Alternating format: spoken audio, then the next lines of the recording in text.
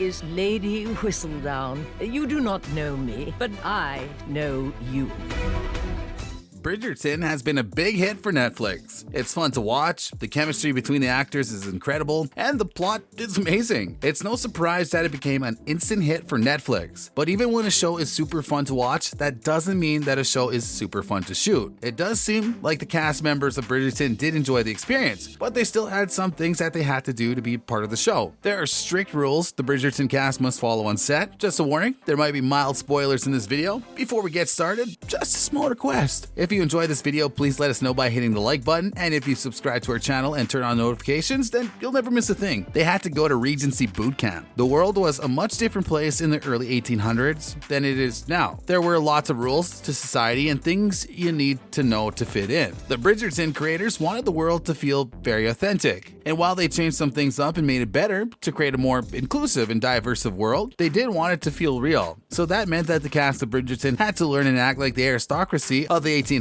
and that put a lot of pressure on the main stars especially. Phoebe Denver, who plays Daphne Bridgerton, and Reggie John Page, who plays Simon Bissett, had to attend a Regency boot camp that lasted 6 weeks. They had to do this before they could even think of starting to shoot the show, and the creators had a policy that they weren't allowed to miss even a single day of training. It taught them how to ride horses in the manner that they would ride during the Regency period and act like a real lord and lady would. It just got them prepared. But that didn't mean that the rest of the cast didn't get any training. They had to speak like a proper 19th century noble would. The books that the shows are based on are written by an American author, and they have a lot more modern ideas than a strictly historic novel would have. But the first season does play out in 1813 and is set in London among the British upper crust, the really elite. So they had to make sure that the cast would be able to speak in the accent that would fit their characters. It was smart that they stuck with mostly British actors who would need to learn the accent from scratch. They would, however, need to work hard to make sure that they use the dialect and the pronunciation that English nobility would in the 19th century. So the cast had dialect lessons to prepare for the role. It was utmost important. If they slipped only a little in a scene, the entire scene had to stop and redone. Reggie also had to learn the correct boxing style. Simon is an avid boxer, and I must say, he looks actually pretty good doing it. But again, boxing has changed a lot since the Regency period. So not only did Reggie have to get boxing lessons, but he also needed to learn how to box in the correct style of that day. And training didn't stop after the show started shooting scenes.